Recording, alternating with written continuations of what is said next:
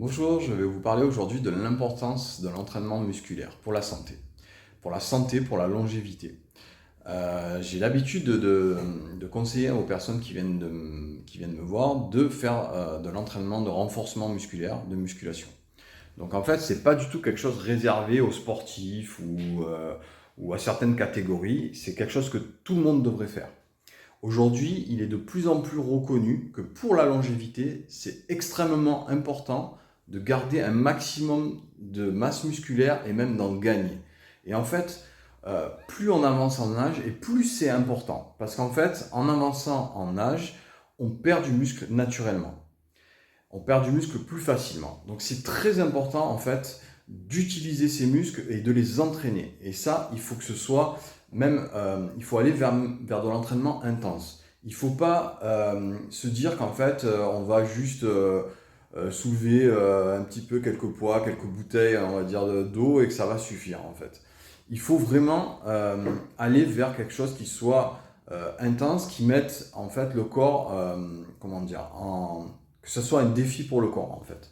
Donc l'entraînement musculaire, en fait, quand on le fait, c'est important en fait d'avoir un objectif, d'avoir une progression, donc de noter ce qu'on fait. Je ne vais pas rentrer là dans les détails de l'entraînement parce que ça demanderait des heures de vidéo.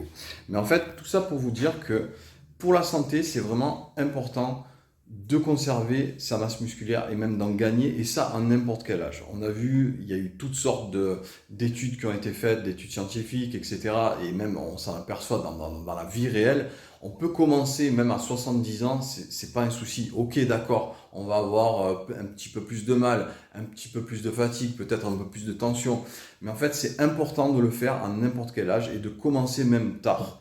Parce que c'est de cette manière-là qu'on va vraiment avoir une longévité en bonne santé. Parce que les muscles, c'est pas seulement pour bouger, en fait. Les muscles, en fait, ça va aider à sécréter à la fois des hormones, des substances qui vont être bénéfiques pour le corps. Donc, en fait, le fait d'avoir une masse musculaire importante et de la garder, de l'utiliser, ça va être aussi important aussi pour les hommes comme pour les femmes. C'est pas réservé aux hommes, absolument pas. C'est aussi très très important pour les femmes. Donc vraiment, je vous encourage à vous intéresser un peu plus à ça si ce n'est pas déjà fait. Et alors bien sûr, je vais aussi parler du cardio. Le cardio, c'est autre chose. Notamment, en fait, pour maintenir un métabolisme élevé, la musculation, ça va être un peu plus indiqué que le cardio. Alors, j'ai pas dit que le cardio n'était pas utile. Le mieux, c'est vraiment de combiner les deux. Mais c'est-à-dire, il faut avoir à la fois un travail d'endurance pour la santé générale, mais aussi un travail musculaire intense. Voilà, ça c'est très important. Donc, gardez ça en tête, on en reparlera plus tard. Si vous avez des questions, n'hésitez pas à m'en poser. Euh, c'est quelque chose que je fais depuis toujours. Et c'est quelque chose, vraiment, je vous dis, en termes de longévité, aujourd'hui, ce qui ressort vraiment de plus en plus dans les études, dans les milieux en fait, qui s'intéressent à la longévité, c'est vraiment ça. Et c'est aussi pour ça, notamment, qu'en fait, on a tendance maintenant à dire que la consommation de protéines est très importante. Il y avait, à un moment donné, on était un petit peu dans la pensée qu'en fait, justement, il fallait prendre très peu de protéines pour vivre plus longtemps. Mais il se trouve qu'en fait, maintenant, on s'aperçoit que justement, un des facteurs vraiment importants, c'est d'avoir cette masse musculaire. Et pour avoir cette masse musculaire, on ne peut pas se permettre de manger très très peu de protéines. Voilà. Donc les choses sont en train de changer petit à petit dans le milieu de la longévité, de ce qu'on appelle les personnes qui s'intéressent à la longévité.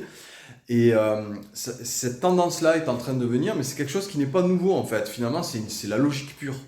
Et en fait, il faut séparer en fait la longévité, je veux dire, de l'âge et la longévité en bonne santé. Et ça, c'est une grande différence en fait.